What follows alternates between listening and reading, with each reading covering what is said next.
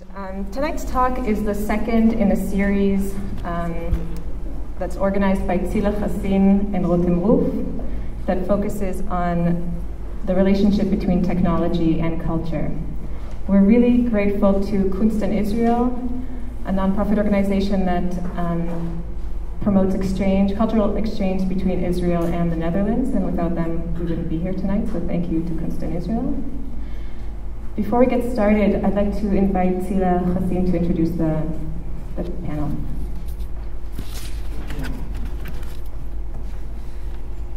Thank you, CCA, and thank you all for coming. Just a brief, just put it briefly in context.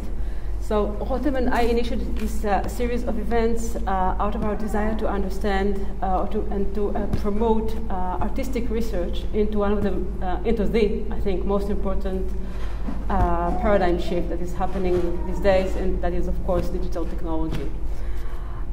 Digital technology has transformed most aspects of our existence. It has sparked new areas of research. It has revitalized existing areas of research, both in the exact sciences, in the humanities, in philosophy, etc. And it seems somehow that the art world is somewhat, let's say, more slow in responding to the challenges, and there are several challenges. There are major challenges presented by this transformation. Tonight's debate focuses on the question of exhibition and its space. Of course, the digital technology raises all these questions of difference between physical space, online space, and everything that stems out of it. And spectatorship is one of these of the major issues related to that. We will see three different approaches led by three different cultural agents or practitioners, and I refer to each and every one of you as a cultural practitioner, including Google engineer, Google being one of the most important cultural institutions these days. Although the approaches may seem different, I think we can see them as some sort of a continuum, as different as approaches that create some sort of continuum on the very rich spectrum of responses to what is happening today.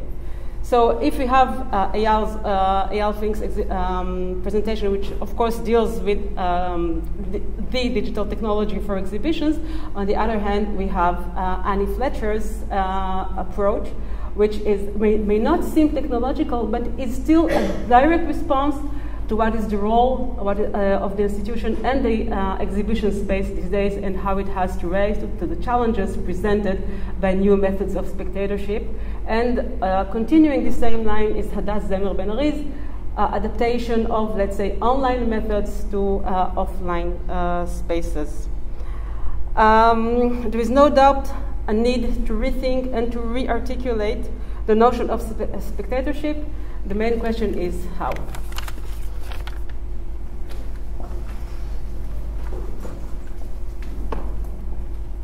I'd like to ask Annie Fletcher to come up. Annie Fletcher is curator at the Van Abbe Museum in Eindhoven and a tutor at De Appel in Amsterdam. Among other projects, she was co-founder and co-director of the rolling curatorial platform, If I Can't Dance, I Don't Want to Be Part of Your Revolution. She recently curated After the Future at IVA International Biennial in Visual Art last year, in 2012.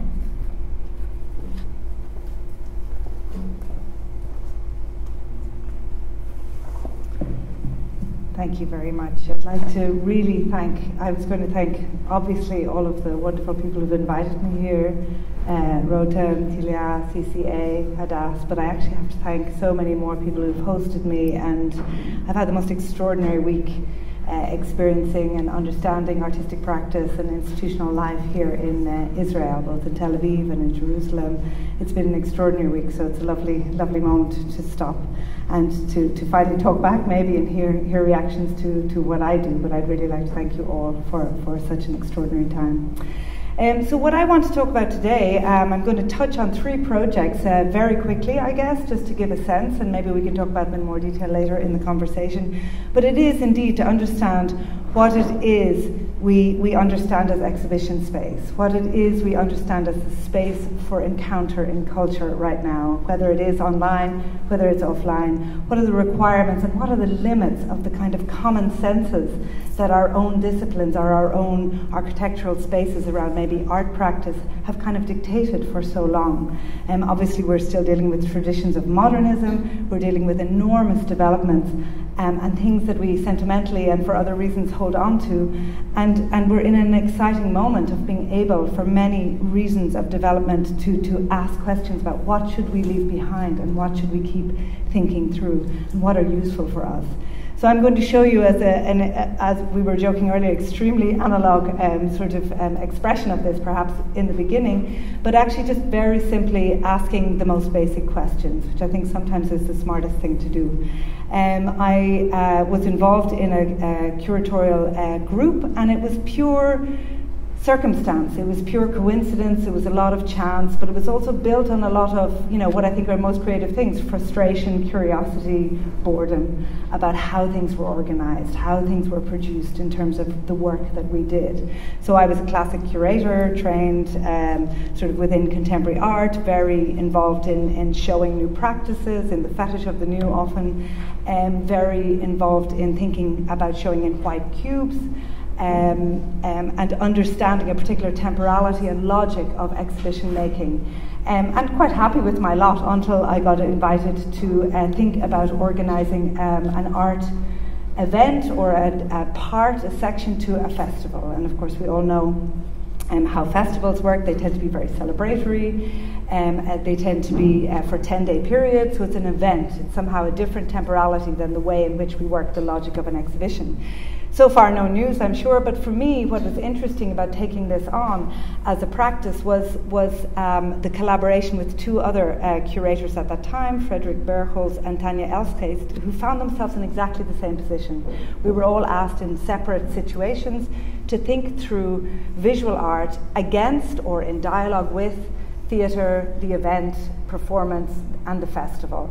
And suddenly, what it seemed interesting to us as this was happening was to think simply about why it was we did what we did and how we operated. So simply there were 3 festivals over a summer to November period, and we were all asked individually to make some art for them, to produce a kind of art practice. And already there's a distinction somehow, in the expectations of audiences, in what they would come to see and stroll along to see in a gallery space, as distinct from what they might buy a ticket for in the evening. Just how the crowds are organized in the milieu of eating and drinking and hanging out at a festival in comparison to how you might walk along a white cube space suddenly seemed an interesting thing to think about and suddenly to test. And so the 3 of us very quickly thought, gosh, we can do something that looks at how we produce art, and we can respond to probably what they wanted, which was us to show art that looked like art and that acted like art. Or we could think, what are the mechanisms and the technologies that they have? What are the behaviors that might influence or interrupt all of our common senses? Some of our common senses are stupid, some of theirs are, and some are the other way around. And maybe just testing these against each other might release something different. And so that was simply what we did. We thought, okay, what's interesting about the way in which we are reading as maybe theatre virgins, but really like art people, the way we're reading how they co-produce, how things are in repertory, how people think about rehearsing or live readings or tryouts, the languages, the vernacular of the public moment within the festival or within performance culture was simply different, simply not something we used all the time. So we thought, what if we use these? These are interesting mechanisms. The sheer ambition of what they produced as a live moment, the scale of it, the budgets, how they organized the work, how they organized the advertising, the time, all different to how we had simply worked. Sometimes we thought we were super precise and they weren't, and the other way around. So all of these expectations became both clashes but also interesting moments to kind of test, again, what I said are the sedimented common senses of how you operate. So very quickly we thought, okay, what is it, this festival thing? It kind of means something celebratory maybe, because it's a festival, it's a moment that one comes together, it's convivial. What does that mean in contemporary art? That's not really what we do. We kind of consider, we value things like deconstruction, criticality. How could we think about those things in relation to this?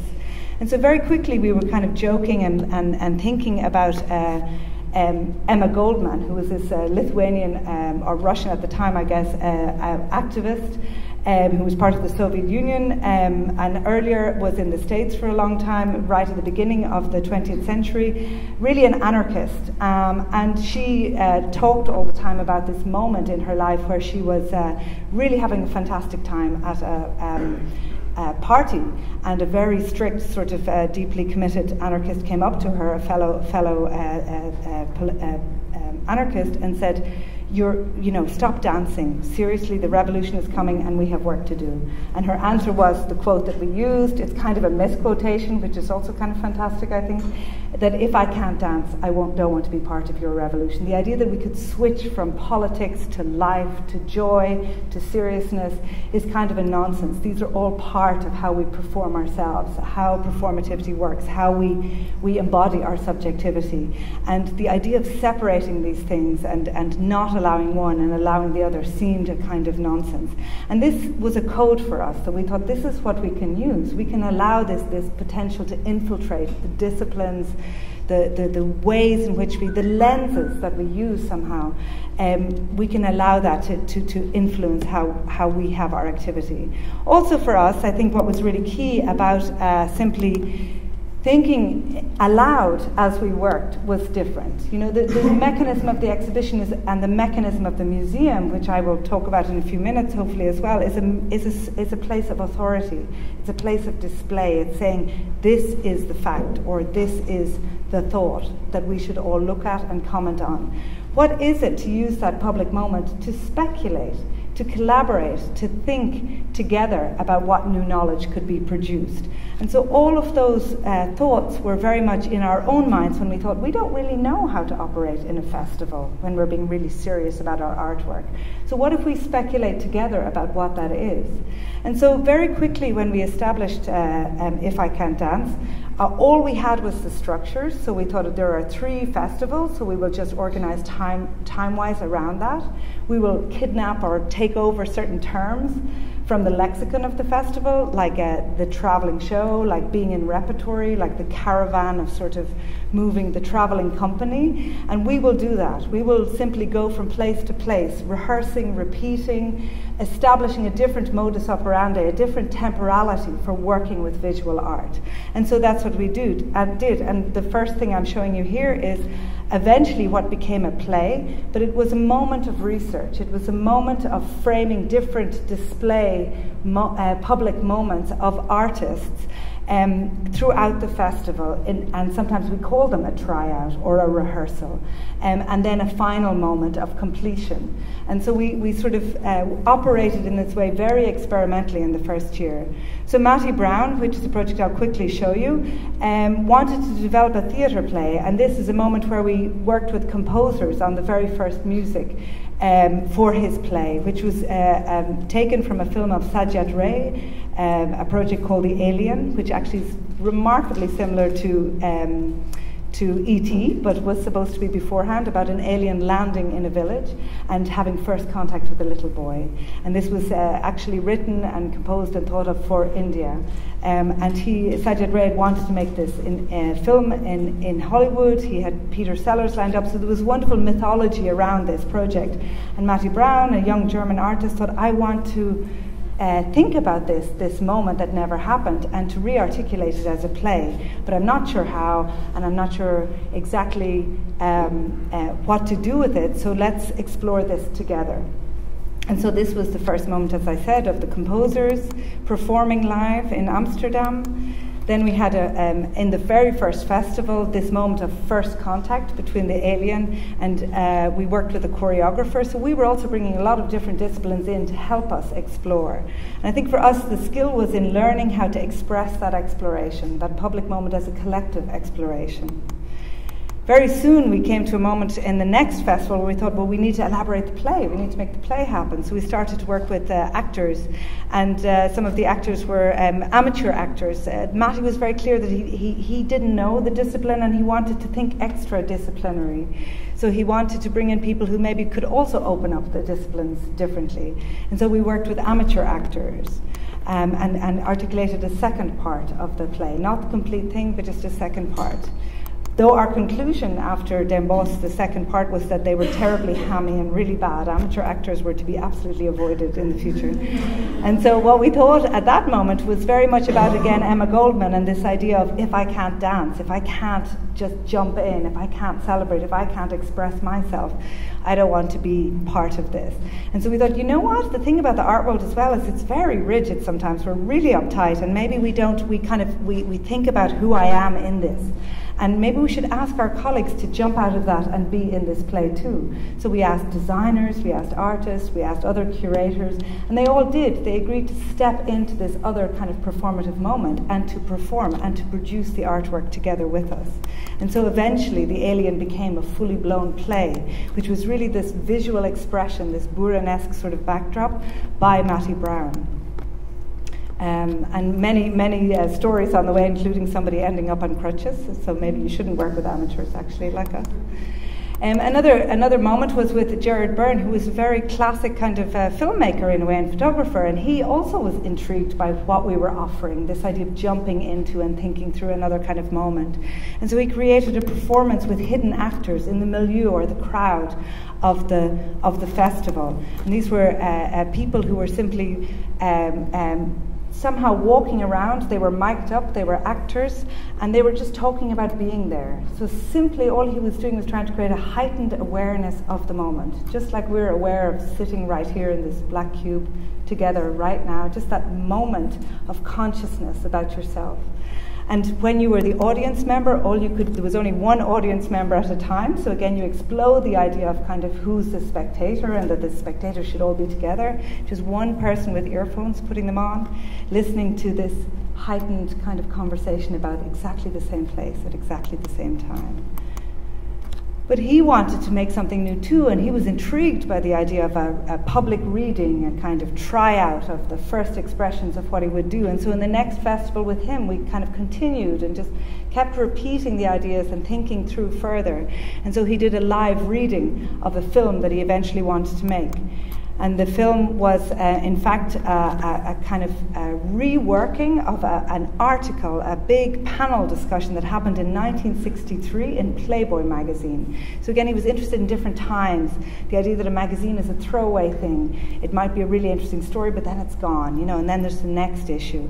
And with Playboy, there was this amazing moment that they had a panel discussion with science fiction writers. So Rod Sterling, Arthur C. Clarke, all of the most amazing and well-known science fiction writers, and they speculated about the future in 1963, and they were talking about 1984, of course the classic time. So the piece was called 1984 and Beyond. And so we found these moments to kind of explore the film before we actually made it, and had these public ways of thinking through art together. And eventually we made it into a film. We found a location, kind of classic international modernist location in the Netherlands to articulate finally his film. And so in a way, this opening up of our own blind spots in very kind of simple ways was a really interesting moment for us to think that we not only can produce effective moments together, extraordinary art moments with always extraordinary artists, might I say, but also that we simply can speculate together. If we agree that this could be an intellectual moment, if we agree that the power of opening up and exchanging could happen together, then what can be achieved? And I suppose for us this was really key. I'm going to skip to something. In fact, this was a very beautiful performance. It was a constant repeat of a work by Johanna Billing, where she invited many people to sing the same song over and over again. And again, this was all reliant on local audiences interpreting the piece. So suddenly the idea that the audience are key to producing. So the first step maybe into thinking about not being a passive spectator, but actually being an active user. that somehow to make the whole thing happen, you need to participate in many ways. And we started to explore this idea, this juxtaposition between the idea of what is an art event, what is performance, how come in theatre everybody agrees to sit down quietly and listen instead of getting up and kind of contributing. What other sort of moments could visual art allow that the architecture normally tells you that you can't possibly do? And so Yael Davids, an Israeli artist who's based in the Netherlands, was super important with this. She developed a work in which she sort of totally confused the moment of theatre and the moment of choreography and the moment of who on earth in this room at this moment is your audience. This work was basically 2 stages that she built. As you can see, one leaning against the wall and one on the floor.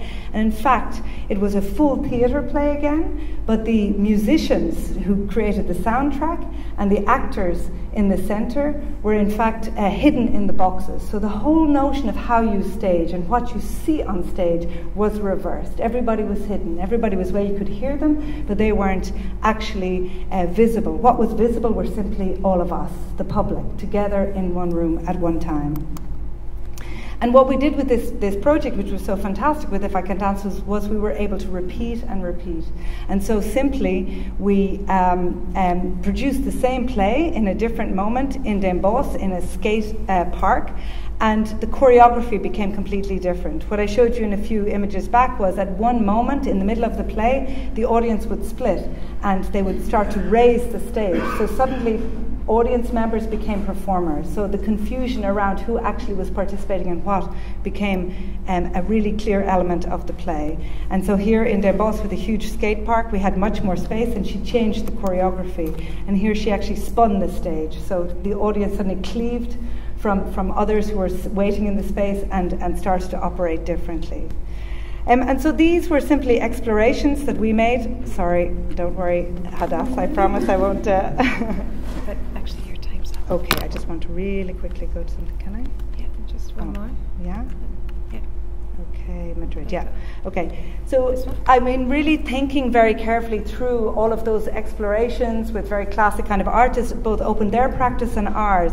And I think this is something that as a museum, this is a practice I did independently, it's something that we've started to come up with more and more. What is art for? Who does it operate for? And how do we sort of use the museum and the framing mechanisms we have to actually talk about that? So coming up soon is a project we're doing with Tanya Bruguera. I believe she spoke in Tel Aviv, I think last year, where she's literally understanding art to be a tool for changing society. And we thought as a museum this is a super important question to ask. What is art for? Is it just for this kind of passive spectatorship? Or does it actually have a creativity and a space to actually change? Is that the creative element of it? And so we've created a huge kind of pool, a call for artists and for projects that should actually develop this with us. And in fact, her whole point is that Duchamp's moment of saying that everything could be art, extracting the urinal and saying this is art by signing it as an artist, she thinks it's time for the urinal to go back in the bathroom, to like change that space, to understand the spaces we're in and to critically analyze them all the time.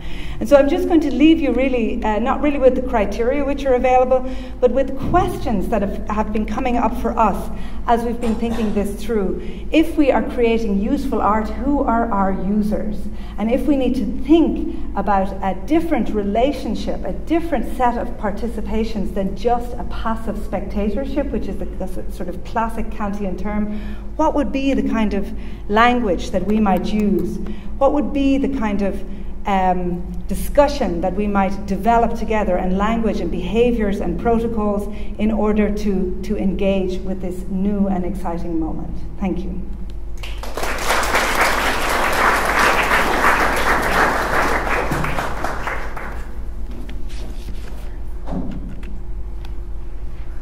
Thank you, Annie. I'd like to ask Hadass Ben-Ari to come up, please. Hadass is an experienced designer and curator who has been working closely with the Van Abbe Museum since 2007. Her work focuses on adapting artistic concepts into an intricate yet accessible experience for cultural institutions, with a special focus paid to alternative information structures.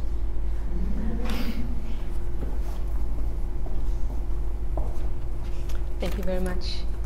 And thank you for organizing this, Tsila and Rotem, and for hosting us. It's a special occasion also for me to talk in front of... I was saying thank yous. Is it better now? Yeah. Okay. No? This way? Better? I will start with an explanation. Oh, I have it here. Because of course, every time I say I'm an experienced designer, the question is, what is that? And that is obvious because this is experience design is a relatively new field that emerged out of service economy.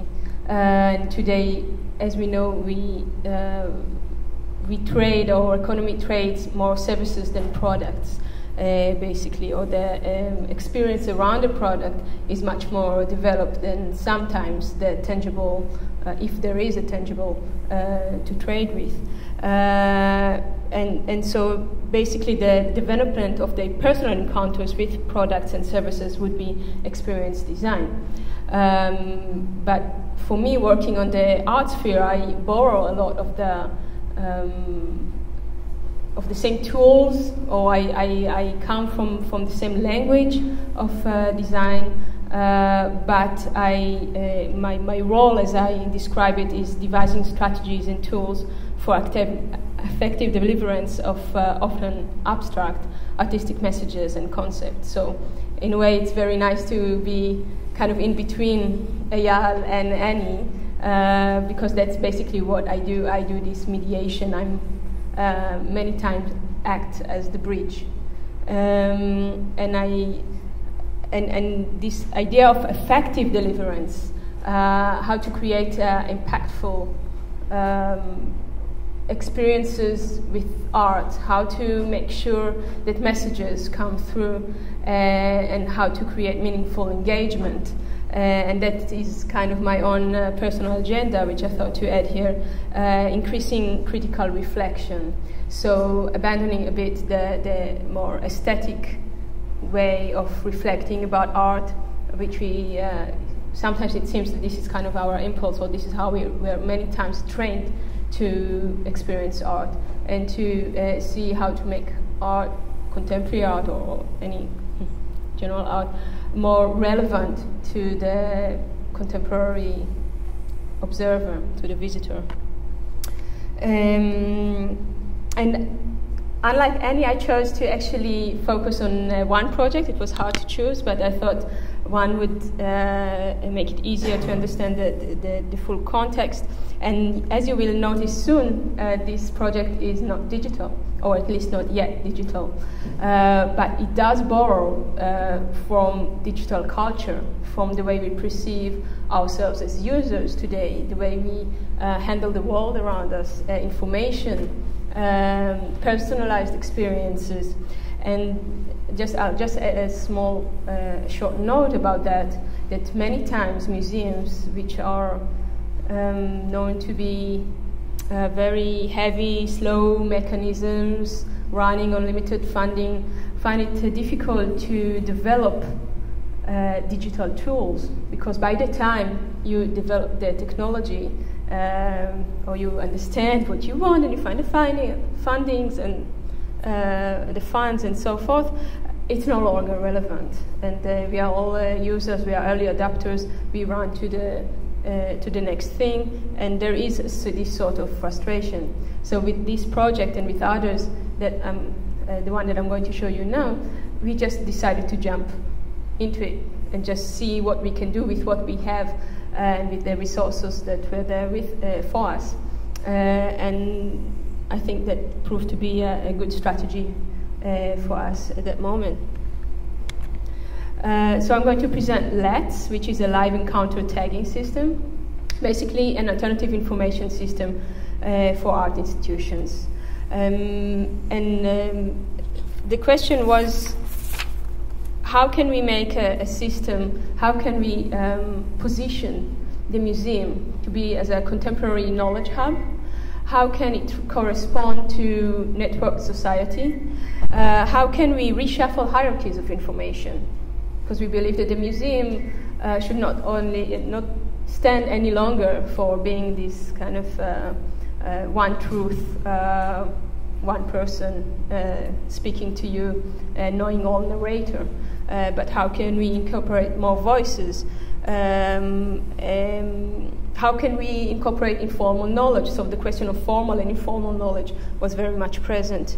And also very importantly, how can we enrich both the visitors and their experience, but also the museum and the kind of the body of knowledge of the museum? And I find as in the work that I do that the most successful kind of participatory projects are the ones that benefit both sides. If only one side gets something out of it, then usually the other feels quite frustrated. So these were kind of the aims or the goals that we set for ourselves.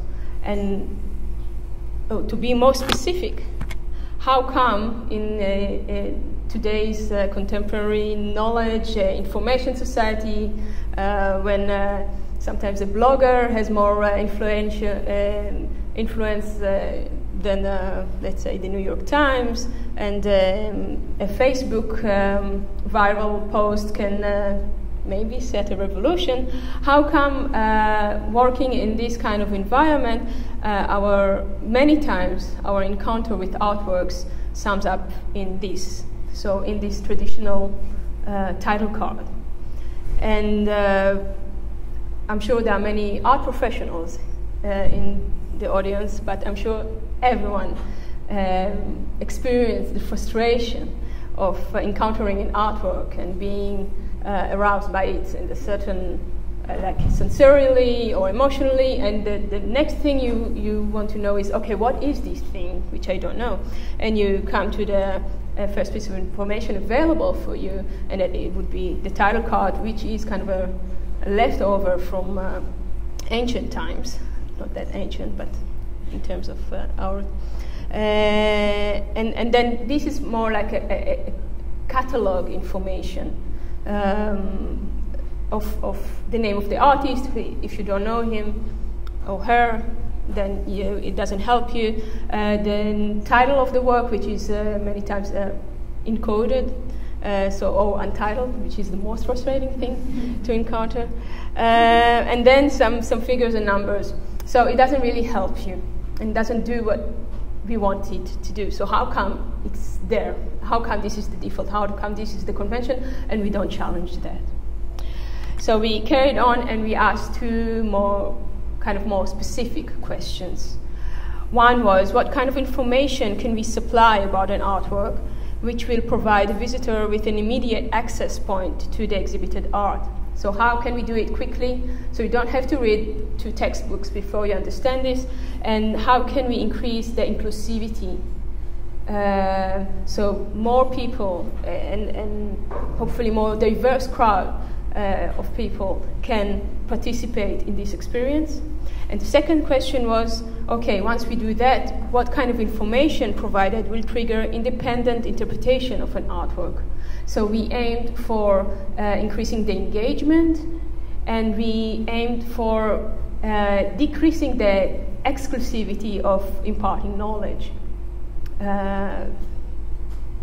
basically. And where we ended up with, and it was a very difficult 2 questions to answer, is with tagging. So we borrowed from Web 2.0 applications, which we all use daily, and I'm sorry, Eyal, if I'm misnaming. But a tag, what was very useful for us in a tag, which is, and this is a screenshot from Wikipedia with a few markups that I added. It's a keyword or a term, so a very quick kind of input. It's a non-hierarchical, and it can be contributed by either the author or the user. So already we have the 2 ends meeting. And it is chosen informally and personally. So this idea of informal knowledge is already embedded in it. And we find it to be a good bridge for a conversation or an exchange between the professional end, which is the museum, the curators, the artists, the researchers, and the maybe discerning visitor or any visitor, and that's where we started from. And I'll later on show what we actually took from tagging and where we abandoned it and actually made it something that is more suitable for us. So the system is basically very basic. It's quite simple. We redesigned the title card. As you can see, it became a kind of a metal plate, and we pushed down the formal information, the traditional information, the conservative one. It was always there. You could always read it. It was there for you, but it was no longer first in hierarchy. And instead, we asked curators first, and then also visitors, to add tags, to add keywords. The request from curators was, please find 2 to 3 words which describe for you why this work is included in this exhibition at this time. In other words, why do you find this work to be relevant to a visitor at this moment? And this question of relevance I find to be very important and very, sometimes we don't even touch it when we come and create an art exhibition. Why here, why now? This question I find to be, I don't know how to describe how important I find it. And then the second stage was like when the exhibition opens, then these are already on. And the second stage was for visitors to add their own meanings and their own ideas about the artwork. And here you see Ian Wilson's circle on the floor, just a chalk circle on the floor, and then it starts to accumulate meanings. And I'll get back to this work later. This is tagging in practice.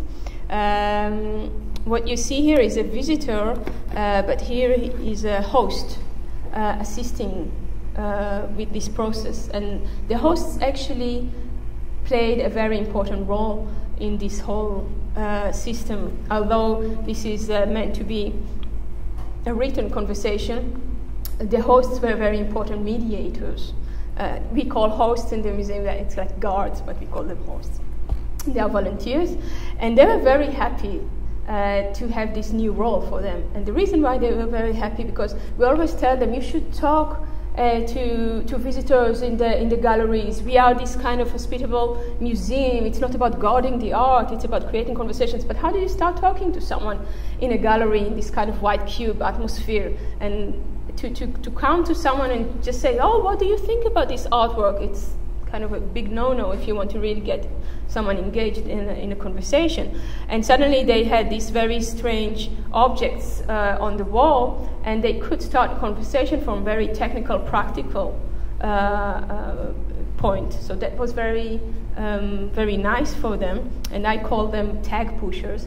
And they were supplying the blank tags, and we had trained them, like they really had specific training and scripts of how to start a conversation and to lead to the kind of results that we wanted to achieve. So meaningful engagement, as I said before. And this is Martha Rosler's, it's a still from Martha Rosler's Semiotics of the Kitchen, which I like because it drew the most, let's say, emotional tags. You could see that the curators there contributed subversive and feminism, but for visitors, strong woman and bizarre. Sometimes when someone wrote in French, my mother was like this too. So that was nice that people had some kind of emotional outlet as well. And this one by Solovit, someone wrote here, it's kind of a different way of tackling this whole a new information system, informal information comes in, and they wrote in Dutch the new Billy with an R trademark, so referring to the Billy shelving system of IKEA.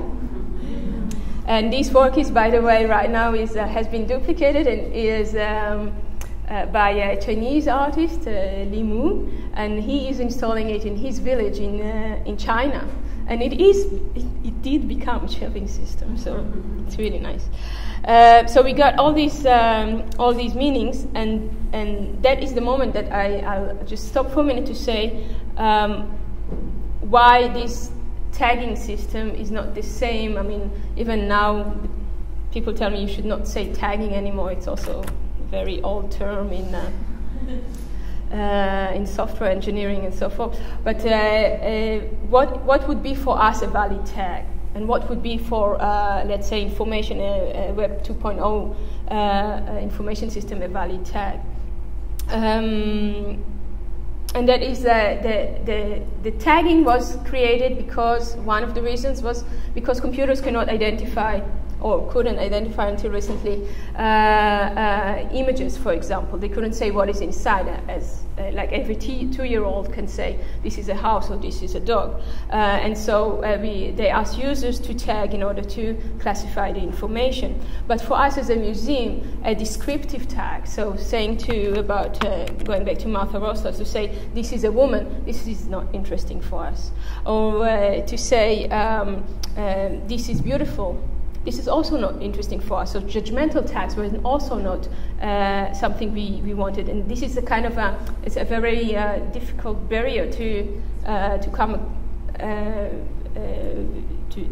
tackle, because this is, what do you think about this artwork? Well, I think it's beautiful. But we did want to gain more and more meanings, and that's why we found interpretational tags to be the ones that we want to get more and more, and that's how we kind of designed the whole interaction around the system. And of course it had to be 1 to 2 words, so things like, I think my mother was like this too, we had to very sadly to omit, because this cannot become a query or a search question. Almost there, I think. I'll just give this example of Donald Judd, this again work untitled. And 2 visitors tagged it as a Fibonacci. And that was a very good hint for everyone else to understand suddenly what this work is actually about, or what is the raison d'être of this artwork. Why is it there? What? Otherwise, it's very difficult to decode it. As you can see, it was much more successful than we thought it would be, and at a certain moment became quite messy, and we started editing. And I guess that about going digital, I'll talk later if there will be questions about it, because now we are adapting the system to be a digital system. We want to get the metadata back to the users, back to the visitors, and to start playing with meanings and interpretations in a different way. I will just end with one digital end application which is already working for us, is that all those words, all those meanings that were contributed have been fed into our digital collection system. So it's internal, it's not for external use, but still, if you come as a guest curator or an artist, then you want to understand, you want to search the database, you can search it by the meanings that were attributed to a work by a visitor or by a curator. So informal knowledge inside the formal knowledge system. Victory.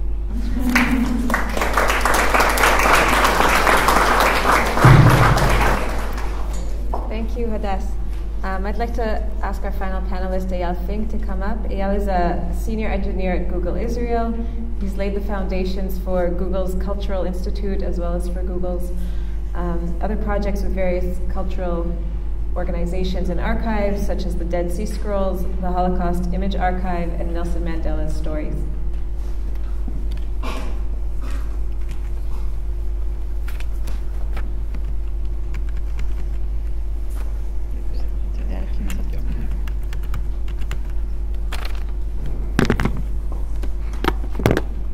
Hi.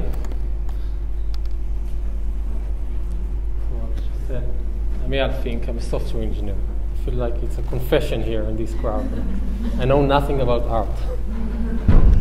So what I'm doing here? So I try to kind of do a walkthrough or a run-through, given the time, some of the projects we did in the cultural space. I talk a bit about what is the Cultural Center, the Cultural Institute of Google, show some project, and maybe have time to go into why are we doing this and how are we doing this.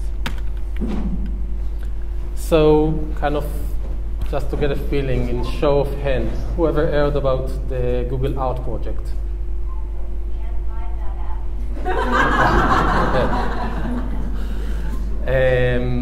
Not so many, and I guess Google Culture Institute. Anybody heard about it? Okay, the organizer and my wife. About the Google Yad Vashem collaboration. Some, and the Dead Sea Scrolls. Okay, great. So not many people know much about it. But I don't have too much time. But I do a walkthrough. So the Google Culture Institute is a group of engineers, basically, and we are trying to build tools and create some system in a way to allow the things that they want to do. I saw the tagging system, and we kind of think, Google, we need to do it larger, bigger. So how do you tag all the output in the world? How to engage all the people in the world to be able to tag stuff? So just throwing away, but essentially the idea is to create the tools to allow culture and art to go online in the right way. I'd like to start with the first project, with the project that brought me into that. And this came more from its culture and history and less art, but I'll start with that anyway. So about 5 years ago, I approached Yad Vashem during my, what is called the 20% time. Google allow every engineer to take 20% of his time and work on things that he thinks are important. So I approached Yad Vashem and try to see if we can help them. We are a technology company, and see if we can help them with the technology challenges that they have an archive that try to take their data, all the data they collect about the Holocaust, and bring it to everyone. We started collaborating about some simple stuff like you should use YouTube and stuff like that. And then after a while, I kind of reached the conclusion that taking online an archive, a photo archive or documents, is a hard problem. It's really hard problem. I mean, scanning is one, but creating the online presence in a way that it's actually useful. It's not just data online, so that people can understand it.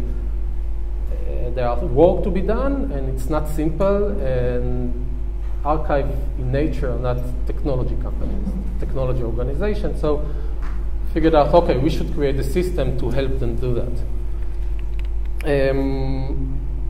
In 2011, we launched the Yad Vashem Photo Archive. This is what we see here. As you can see, it's under Yad Vashem site. So kind of quickly, a few of the features. This site is running, it's their data, it's running on their site, but with their experience, but running on our system, on our computers and everything. We brought few of the features, so let me just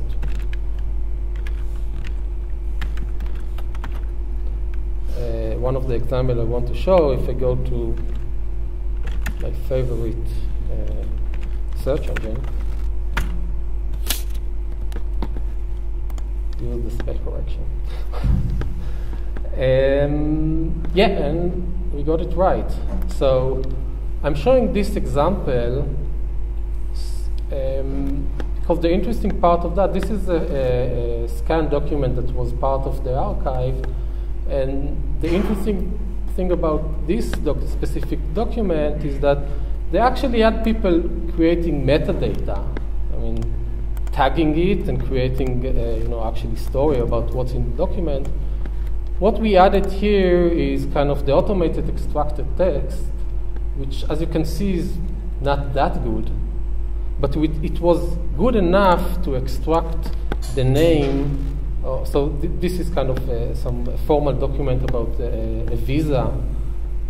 And the name, Rina Weiser, that was extracted. So before that, even if some descendant of somebody looked for that name, he couldn't find it. And suddenly, this document that was buried in the archive can be found in a simple search. Someone goes, search for his grandmother, and suddenly it shows. So this is one example of taking the technology we have and do some kind of automatic tagging. So text extraction, image processing, and stuff like that.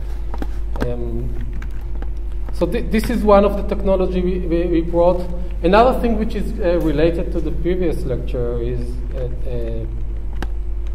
so user comment was something that was really important to us, and we allowed on each photo to have comments and to have engagement with the users. And on this page, Yad Vashem kind of collected few of the featured comments.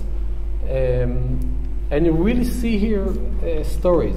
So you can see in this image, there's someone identifying, and at the far left, you can see the photo, this is my mother, and her life story. And again, the next person to come and search for the people mentioned here can actually find this image. And we got stories from people saying, yeah, that was, I didn't know about this image of my grandfather.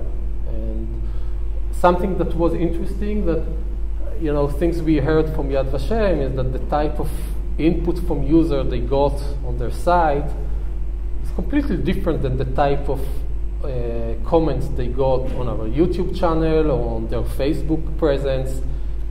Somehow, creating the right environment, I think it's because it's on their domain, it's their user, they felt more comfortable to share the stories and not just say things like, yeah, this is very sad or very good that you are doing this. I'll skip the rest. Sharing. May I ask a question? Does the user comments go through moderation? Or? So this is interesting. I mean, we create the infrastructure, and it was clear to us that we should allow moderation. We managed to convince Yad Vashem that let's put it online, not filter, and you can take down things if you are not happy with it. Last time I checked, there was one comment that would take down among thousands. I mean, again, our role here is the way I see it is to create the infrastructure, to allow all of this to happen and give control to the owner of the data. I think this is very important in many of the projects. I go to the next project. We work on the Dead Sea Scroll. Again, some very old, yes, everybody heard about the Dead Sea Scrolls. We thought it should be online. I mean, it was discovered after 2,000 years and was still buried 6 decades after that. We worked with two of the organizations that hold the Dead Sea Scroll, the Israeli Museum and the Israeli Antique Authority. We built both of the sites we're showing here. I won't go now into why there are two sites. Apparently there are politics around everything, even the Dead Sea Scroll. Again, we brought our technology. They are the content owner. You can see both of these sites are on their side. They are the owners. Other than somewhere here powered by Google, you don't see that. Again, the idea is that it's their data. They are the curators. They are the data owner. We just provide the right infrastructure to make it happen.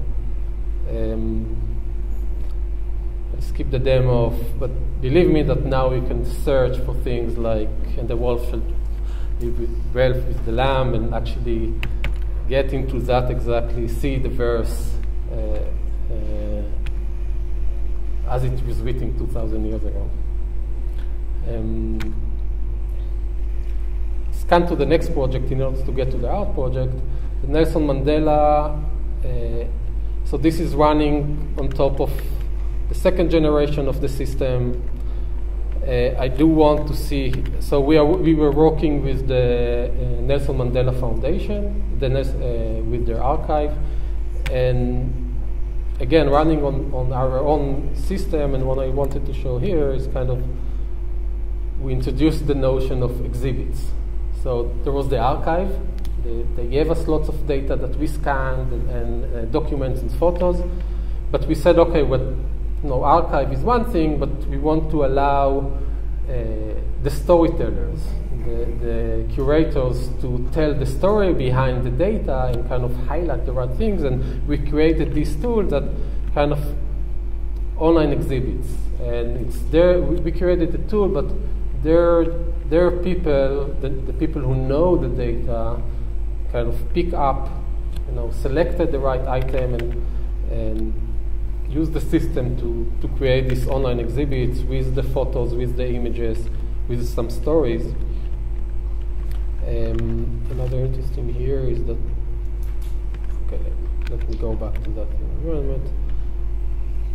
In this case, now we have launched the history project, so the same data that you see here, which is on Nelson Mandela domain, was brought for the first time together with all the data, with the Yad Vashem data and with the other organization we are working, into one place under Google's domain, where you can now do mashup from different organizations.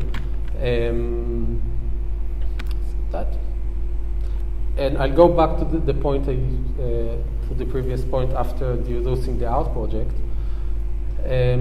So the art project also started kind of in parallel as a 20% of someone else. And the idea was to, let's bring all the art in the world, let's work with all museums and help them put it online. I mean, creating the experience online, again, is a hard problem. Even the technical part of taking all the photos online and create it in a beautiful way is a hard task, and we as Google can help. It was launched with 70 museums, and now we reached more than 250, close to 50,000 images in high resolution. Some of them, what we call gigapixel, which is a super high resolution, which kind of bring kind of additional information to what you can actually see. For example, anybody recognize this image? Yeah, there was one in the back. I think the reason it's not recognized, I kind of lied and showed this, and well, the amazing about Voidel is that, I mean, just zoom in randomly, and the details you can see is you can see it. I mean, this is quite. I mean, I guess this is something you can't see. I haven't seen that in the museum, but you actually need to be very close in order to see the details. And so this is kind of where technology can really help, I think.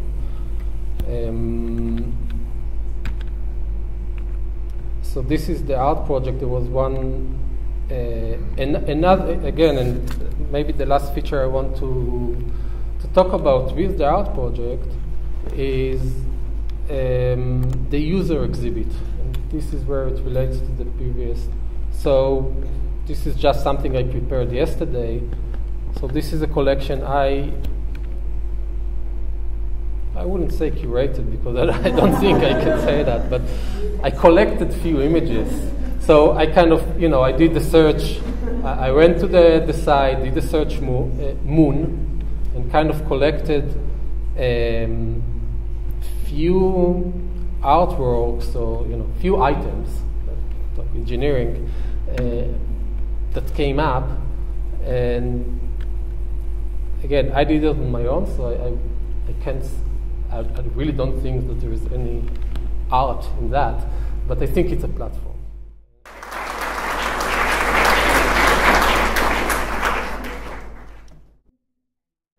Crucial this project is, we're always inviting more interaction with what it is that we're doing when we open it to the online sphere. And actually this is where I'd like to ask you, Hadass, to describe what we were missing, the online extension of your work. Actually, it's not the online extension, but it's the translation of the same system, but to a digital form.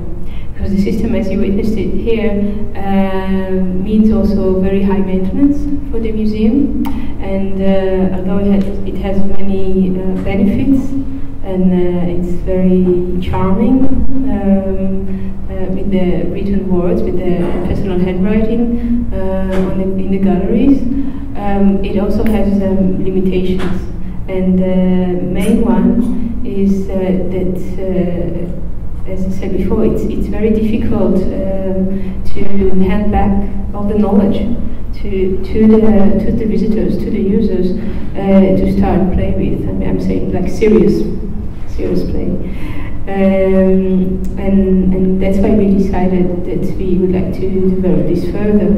And this, of course, presents many challenges, but also brings new possibilities.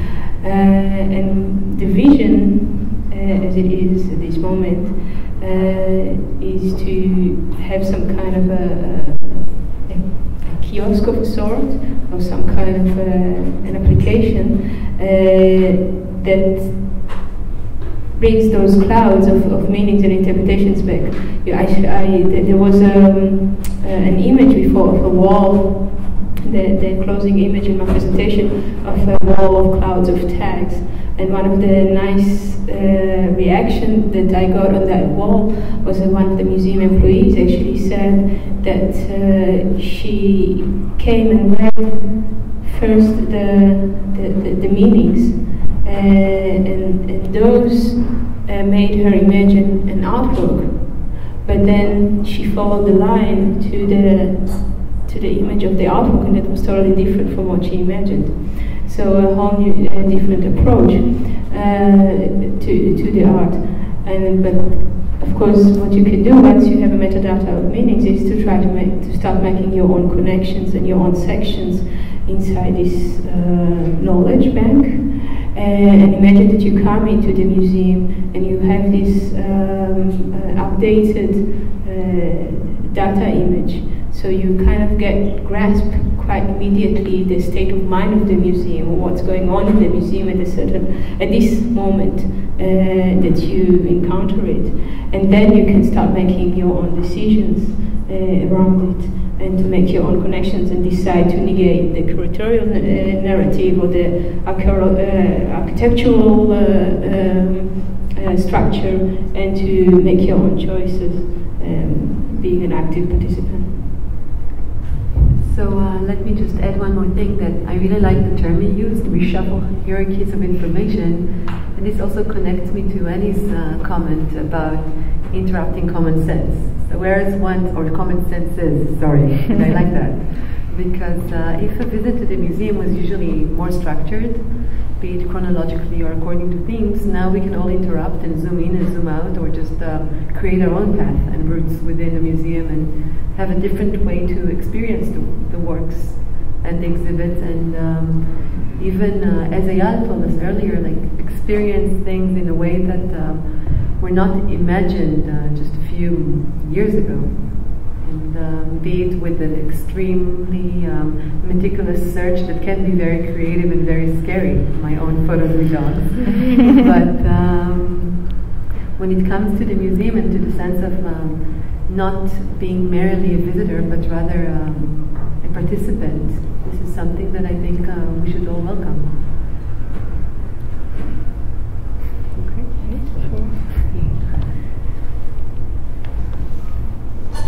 I have some questions. Sure. I don't even know where to start with all my questions. I want to talk a little bit about, just to play a bit of a devil's advocate in terms of we, curators, the experts who know what is good and want to tell the audience where to go and what to see and how to see a work of art, and rely on the stability of a work of art. So rely on, this is a thing, this is a painting in a gallery, it's meant to be looked at from a meter away, or it's, I don't know, something else, you know, an installation on the floor that that's meant to be super minimal. You're supposed to walk into it. You're not supposed to have like meta tags or anything like that. I mean, there are conditions for these artworks that that might be inscribed, that we're maybe putting a bit too much trust in our viewers to try to help us, or whatever, to help themselves navigate a work of art. And that requires a huge part of trust on our part. Maybe not always for the better. Like maybe we need to walk people through something, or we need to tell them what to think, and they don't have to tell us what to think. I mean, there's a lot of room for slippages between these things. Go Annie. Okay. Absolutely, there is a lot of slippage. We're nowhere near figuring it out. I mean, if we look at the institutional life of museums and art centres, we're still trying to understand what it might mean to be users rather than spectators. How would we change architectures? How would we still allow for somebody who wants the pure experience of the artwork in the way that they always had it, but could have other kinds of behaviours? And we've been reading a lot in the Van Abbe when we're trying to understand this idea of use, and a theorist called Stephen Wright, who's thinking about the idea that art used to be sort of based, according to him, on the idea of expert culture, so maybe curators, art history, knowledge, ownership of idea. The artist creates this thing, it's intentional, ownership in terms of who owns it, provenance, and the disinterested spectator. And if you change it to usership, all of those things, the expert culture might be the user. Through use we change. That's what 2.0 culture is telling us.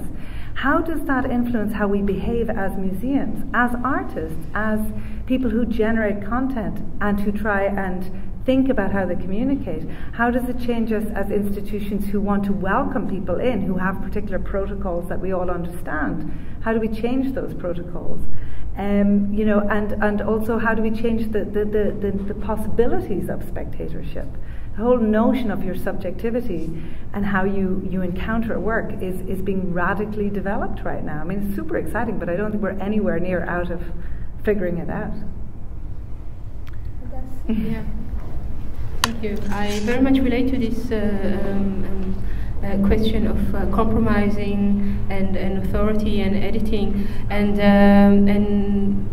I don't think that anyone wants a democratic museum. It's not, I mean, the museum, which is in Europe and here is a public institution, was given a mandate by the public to narrate culture, or to do cultural narration. And the more crucial question, I think, today is the how. So the idea is not to do, okay, we go 180 degrees the other way around, but we find a way to negotiate the two. And that is why, for example, with the tagging, at a certain moment, it was very clear that we have to add our own editing and say what is accepted and what is not accepted inside this system. And I agree that this kind of very let's say, blunt and personal interference in the gallery space is quite something for curators to. I mean, I've tested it. When I walked around in different institutions, they all said, "Wow! I mean, how you were allowed to do this?" But it was kind of an experiment to see where it goes. And I will only add with the comment that also Ayal gave about the quality of conversation that was taking place in the Yad Vashem side and was very different than the one was taking place in the YouTube side, for example. And I heard that also from someone told me that about the TED Talks. When you go to the TED Talk side, then you have the commentators really going in depth about the content that is there, which is very different. The same video on YouTube will draw much different, more simplistic maybe comments. So it's very. I think it's depends a lot on what kind of atmosphere you create for this kind of exchange.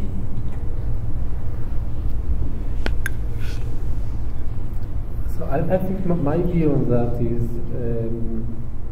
I'll give an example from music, for instance, a different kind of art maybe.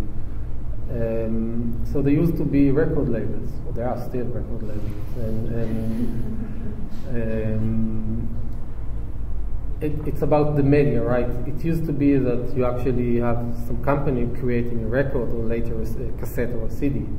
And it costs a lot, so they choose who they make public. Today, anyone can create music and put it online, and you can listen to it if you find it. There is still the need for the curator, the need for someone, for the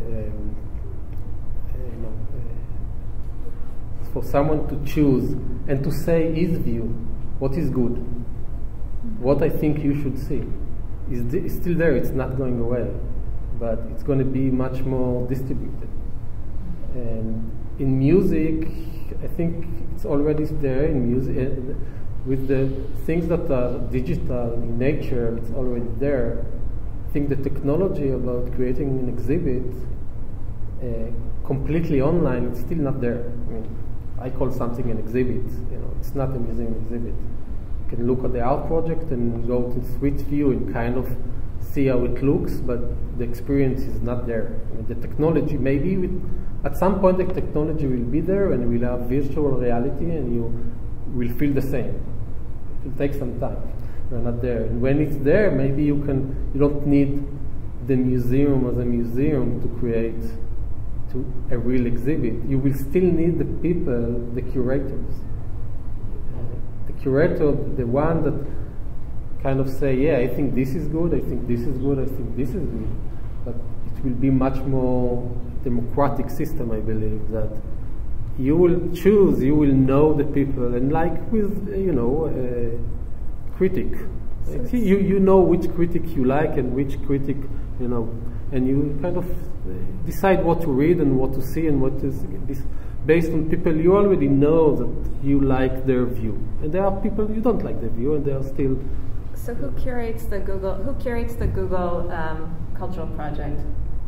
Like, all the stuff that you were just showing us, who picks that? You guys, the museums? Why? So there are a few levels. I mean, there's which museum we are working with, which is kind of, we try to work with everyone. We had our capacity, we are building capacity. We started with 17, moved to 150, now we are 250, and we are working on how we get to everyone.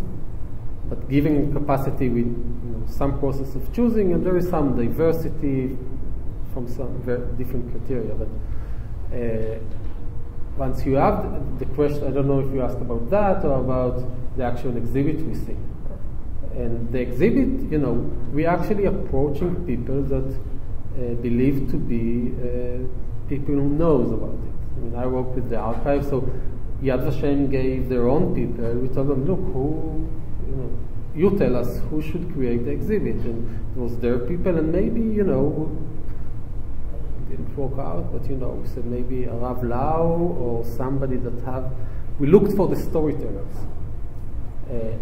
This is one level, but as I showed, there are exhibits there that I created. If you go and look for the moon, you can find the exhibit I created. It goes into the big problem of ranking, right? Maybe there are many other exhibit called The Moon, and which one is first and which one is not. Yeah, it's a problem. I mean, we'll have some algorithm to sort it out. Can I just talk? So along those lines, in terms of some pieces, you know, so this is a free project. Everyone can look at it. It's like free and all that. But I can imagine situations where some items ranking in Google Cultural Project can make it, you know, so popular that it might affect its market value, or maybe the market value of a certain work of art would make it more desirable to have in this thing. Like there must be market sources that eventually, and this is sort of I mean, with all the NSA stuff coming out right now, I find it very hard to trust Google. So no offense, but you know, all of this is still, this is a private corporation. This is an international, huge, extremely powerful private corporation that's very benevolent right now. But you know, maybe I don't know. Maybe while I'm like looking at the Moon exhibit, I'm going to have like ads for Coke, or you know, some other stuff happening, or my search is tracked, or you know, that kind of stuff is really monetized, even though it's supposedly free. Not supposedly, it's free. Now, right now it's free. Right? Yeah, it's free. So, I mean, I can say a few things, right? I mean, can talk about what's now and what's the motivation now. And as I said, I mean, the motivation, the project rose because people like me thought it should happen, and the people up, you know, all the way up, so yeah, sure it should happen. And do you ask me, should similar project should be done by the governments? Yeah, I think they should. Can they do it? I don't know. I mean, hopefully they will be able to do it. I mean, our deals are never exclusive. I mean, So maybe talk a little bit about how this is different from Google Books, because I know that that's sort of a similar project, but you guys were sued by all the writers. No, for copyright stuff.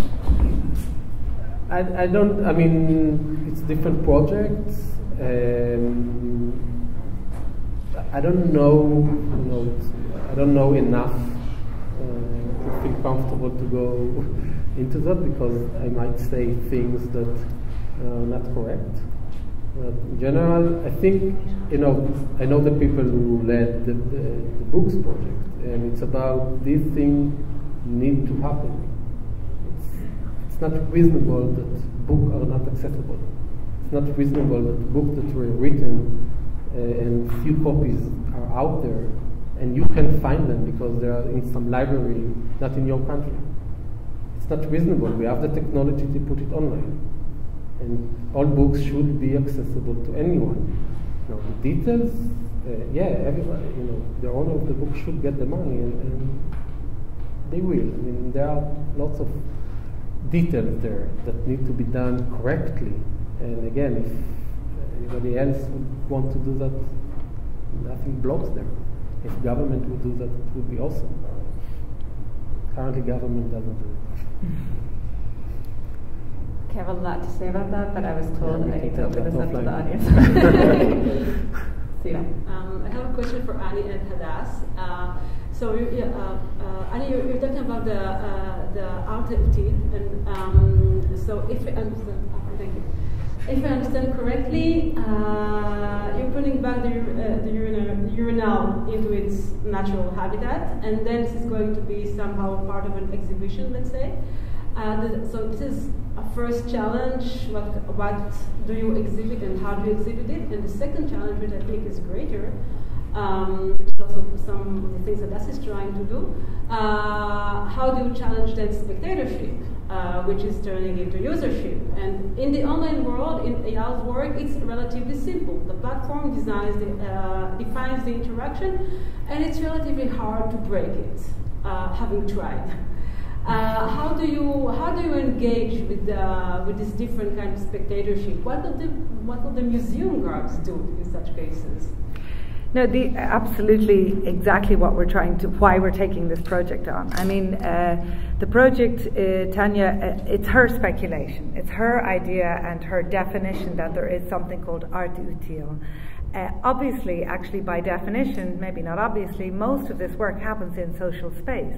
So if the museum continues to operate in the way it normally operates, to put this into the museum is practically to kill it. It's certainly to frame it and perhaps to canonize it in a particular way. It is to historicize it within the canon. It's all of those things that museums automatically do. My interest in it is very much coming from the motivation of everything from If I Can't Dance right on, which is to think, what are those mechanisms, what are they doing, and can we change them, or can we at least explore them? So I hope that what we will try and do with the project is to create an archive of an effective kind of cartography of where these practices are happening. We've been looking at a kind of 30-year period, trying to track them, so literally quite politically trying to insert them into art history, actually. Beyond the object, beyond the market, the market of art, actually, in a way, to try to be very conscious of what the museum does do in terms of its framing. But this idea of behaviour is of course a real challenge. I suppose at the moment we're trying to think about the architecture and the space of the museum and its uses. So we've specifically invited artists who we think will trigger that or will activate particular projects in relation to that. Hopefully they will only start during the show, and our idea and our ideal would be that they would continue. I mean, everything from very obvious things of thinking about how to use convivial spaces differently, everything from the restaurant to the foyer, how to engage the machine itself of the museum and its staff differently, including the guards, including everybody, to really start to even think about who produces this machine. Like, we know what's the public facade of the machine, which is the white cube, or who are the public faces, but it asks an awful lot of questions about how the whole machine operates, pulling that curtain back, the Wizard of Oz kind of moment. So it's an experiment. I think we might even collapse the mechanism. It might even fail, in a way, and that's okay. I mean, I hope it doesn't, but I think we're going to, I think it's a fragile experiment somehow to see whether this framing process will take over the practice or the other way around. I suppose, to say it really simply, we're going to produce at least 5 or 6 very live, real projects that try and sort of enact certain practices that think about use and that people will want to do these things because they're useful somehow. And then also to try and still acknowledge the museum's right to historicize, I guess. Yeah, I would only add that many times the kind of the difficulty is in reverse. That at least in the environment of the Funabi Museum, is that many times the museum wants to challenge the conventions and would like to experiment with the role of the spectator or the role of the visitor, and being quite radical with that. But visitors are often quite conservative or trained to be, or were educated to be quite specific in what they are looking for and what they are willing to do inside a museum. And the challenge is then to kind of how to break down those conventions and to make it a safe environment for an experiment that doesn't engage only the museum, but also really create a real engagement with the visitor. So I want to take a few more quick questions, if there are any. Maybe Romy, you have some more? I wanted to go back to the question of ownership. And what does it mean when it comes to copyright infringement, another topic we've talked about earlier, to participation and contribution, be it in the physical site or afterwards on the comments? Do Google have any kind of claims towards user-generated content that is performed on your online, how could I call it, platforms? Or technically, how do you extract and put into use comments and interactions, or even the physical presence of visitors to the museum that are more than just spectators?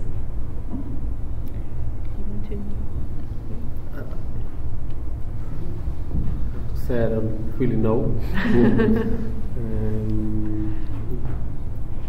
I know that when you create an exhibit, then in the Cultural Institute project or art project, and at the end there is kind of acknowledge something. The last piece of it is the content was belongs to this organization, and they have and was created by a third party that they don't have anything to do with it. And who is the owner of that? I don't know. I mean, it is a term of service, but I don't know. It's listed somewhere. Yeah, there is some link that with legal document behind him.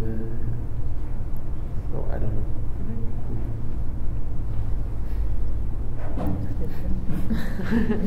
Would you like to try any about children, for example, participating in performances, or the physical site becoming into a collaborative platform rather than just a site of spectatorship? Yeah, I mean, I think we try and think all the time about ownership on many levels, also just of the discrete art object and the value of it, and are trying to play out a lot of ideas around use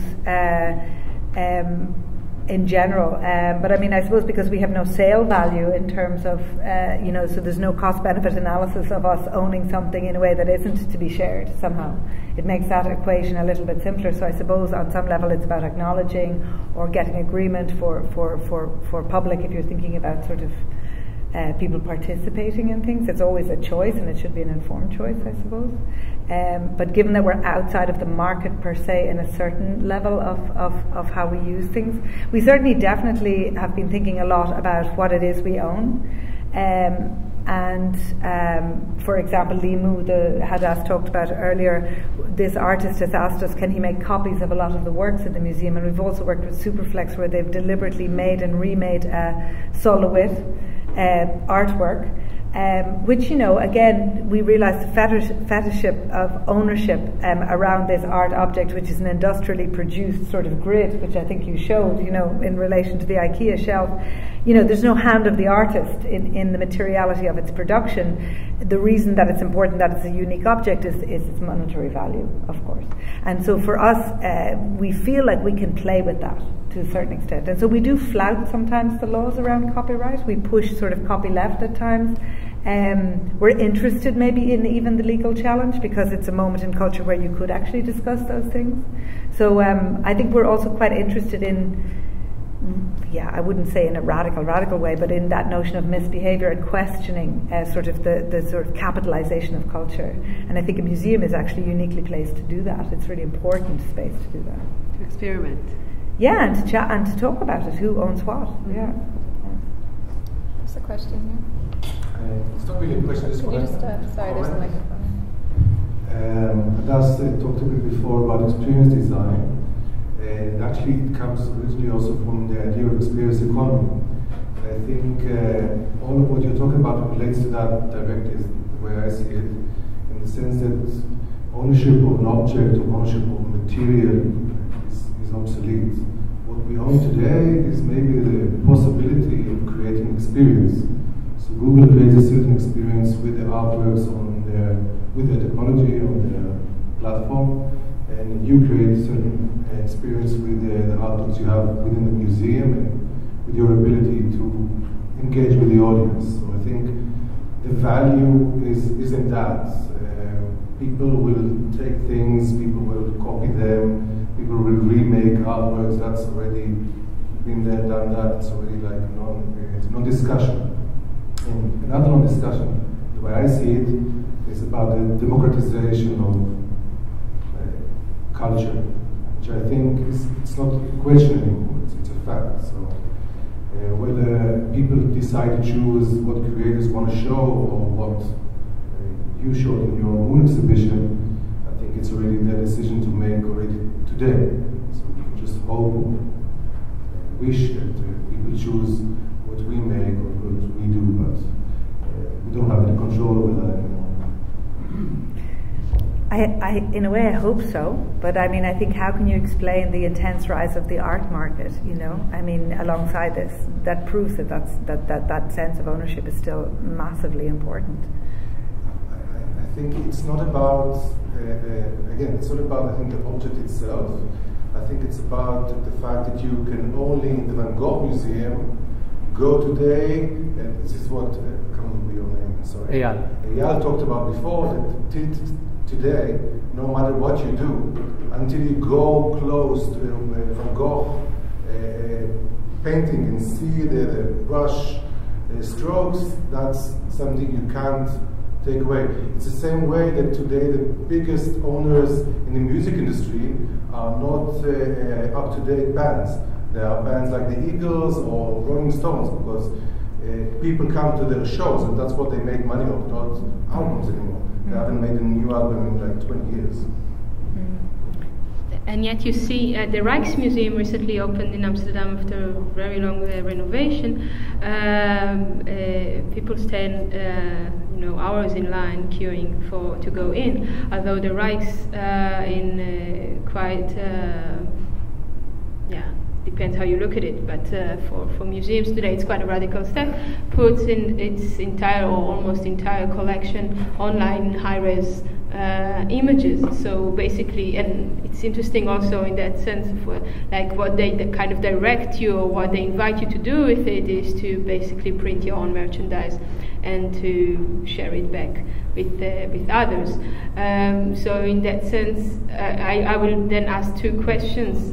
One is the question of ownership, or what we would like to own, or is a bag with a tote bag with a Rijks artwork is kind of the best we can do. And the second one, and that's also the question about cultural editing, which is very important in that sense, and also of okay, if it's available for anyone anywhere, why are we still queuing in the Van Gogh Museum or in the Rijksmuseum?